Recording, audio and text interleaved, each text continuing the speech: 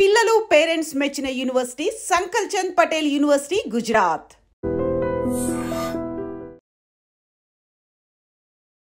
Welcome to IG news. This is Pawan. Rangareddy జిల్లాలో కొత్తూరు మండలంలోని పెంజర్లలో దారుణం చోటు చేసుకుంది. తోడబుట్టిన తమ్ముడి అక్కను అతి కిరాతకంగా చంపడం జరిగింది. అండగా ఉండాల్సిన తమ్ముడి అర్ధాయుషు కారణమయ్యాడు. అసలు మనుషులు మృగాల్లా ప్రవర్తిస్తున్నాడు. రక్తం పంచుకొని పుట్టిన వాళ్ళే ఈ విధంగా తయారవుతున్నారు. గత కొద్ది కాలంగా మనం చూస్తూనే ఉన్నాము. ఆ రక్త సంబంధికులే వాళ్ళ రిలేటివ్స్ని, వాళ్ళ బంధువుల్ని, వాళ్ళ కన్న తల్లిదండ్రుల్ని వీళ్ళని చంపడం జరుగుతుంది. అసలు ఎందుకు ఈ విధంగా తయారవుతున్నారో అర్థం కావట్లేదు. కానీ ఈ ఘటన విషయంలోకి వస్తే పెంజర్లలో జరిగింది. డిగ్రీ చదువుతున్న రుచితను వాళ్ళ తమ్ముడే అతి కిరాతకంగా ఫోన్ మాట్లాడుతుంటే వెనక నుంచి వైరు బిగించి ఆ ఉరి తీసి అదేవిధంగా కత్తితో పొడిచి చంపినాడు. అన్ని రోజులు ఇద్దరు కలిసే పెరిగినారు. కనీసం ఆ కృతజ్ఞత లేదు, ఆ బంధం లేదు. ఈ మధ్యకాలంలో ఫోన్ల వల్ల ఎక్కువగా అసలు బంధాలు బంధుత్వాలకి విలువలు లేకుండా పోతుంది. అసలు ఏం జరిగిందంటే, రుచిత అనే ఆమె డిగ్రీ చదువుతుంది. సో ఆ వ్యక్తి వేరే అబ్బాయితో ప్రేమలో ఉంది, ఆ ప్రేమ వ్యవహారం నడిపిస్తుంది అని చెప్పేసి ఇంట్లో కూడా తెలిసింది. ఇంట్లో వాళ్ళు భయం చెప్తున్నారు, కొంచెం భయపెట్టి వద్దు ఇలాంటిది మనం చేయడం అని చెప్పేసి చెప్తూనే ఉన్నారు. మరి ఏం జరిగిందో తెలియదు. ఆ రోజు పేరెంట్స్ లేరు.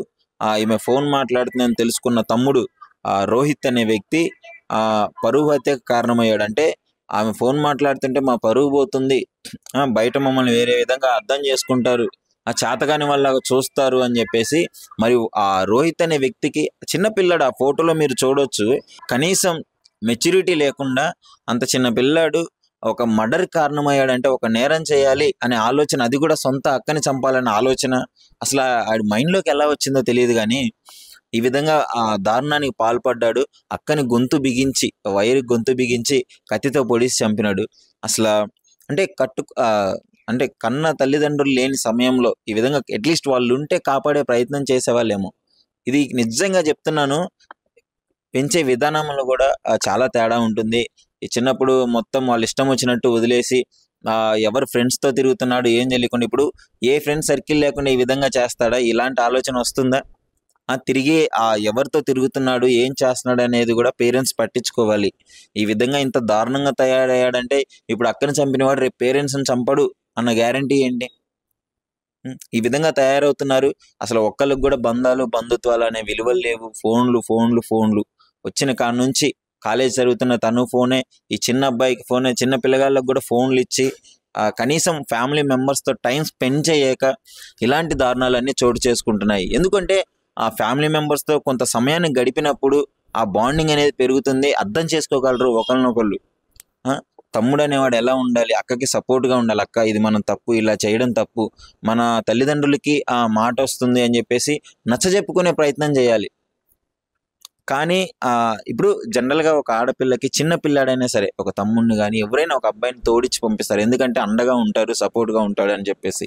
కానీ ఇలాంటి దారుణాలకు ఒడిగడుతుంటే బయట సమాజానికి అసలు ఏం మెసేజ్ ఇద్దామనో అర్థం కావట్లేదు. కానీ సో దీన్ని బట్టి అక్క చనిపోయింది, అక్కడ పడేసి వెళ్ళిపోయాడు. తర్వాత పేరెంట్స్ వచ్చే టైంకి పాపం ఆమె కింద పడి చనిపోయింది.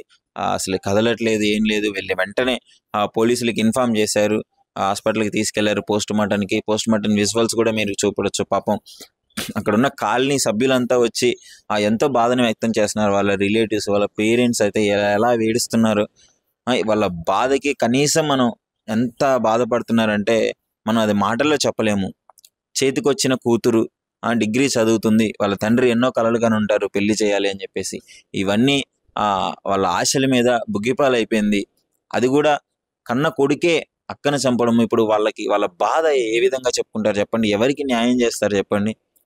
ఇలాంటి బాధని తల్లిదండ్రులకి ఇచ్చిన అసలు వీళ్ళు మనిషి అనాలా లేకపోతే ఇంకేమనాలా అర్థం కావట్లేదు. కానీ తల్లిదండ్రులకి బతికుండగానే నరకం చూపిస్తున్నారు ఈ మధ్య కాలంలో ఉన్న కొంతమంది యువత వాళ్ళ వికృత చేష్టల వల్ల. సో దీన్ని బట్టి పోలీసులకి కంప్లైంట్ ఇచ్చారు. ఇచ్చిన తర్వాత వాళ్ళు దర్యాప్తు చేస్తున్నారు.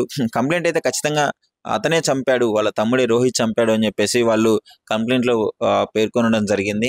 సో పోలీసు వాళ్ళు దాన్ని కూడా దర్యాప్తు చేసి ఇన్వెస్టిగేషన్ చేసి అసలు ఎందుకు చంపాడు ఏంటి అని టోటల్గా ఆ వివరాలు అయితే కనుక్కునే ప్రయత్నం అయితే చేస్తున్నారు. అసలు మీరు చెప్పండి, ఏంటి ఈ విధంగా ఎందుకు తయారవుతున్నారు? అక్క వాళ్ళ లవర్తో ఫోన్ మాట్లాడిందని చెప్పేసి అది చంపేంత తప్పు అయితే కాదు. మనం నచ్చజెప్పుకోవాలి. సరే తప్పు చేసింది నచ్చజెప్పుకొని ఈ విధంగా మాట్లాడుకొని డిస్కషన్ చేసుకొని నలుగురిలో కూర్చొని మాట్లాడుకుంటే సాల్వ్ అయ్యే ప్రాబ్లం ఇది.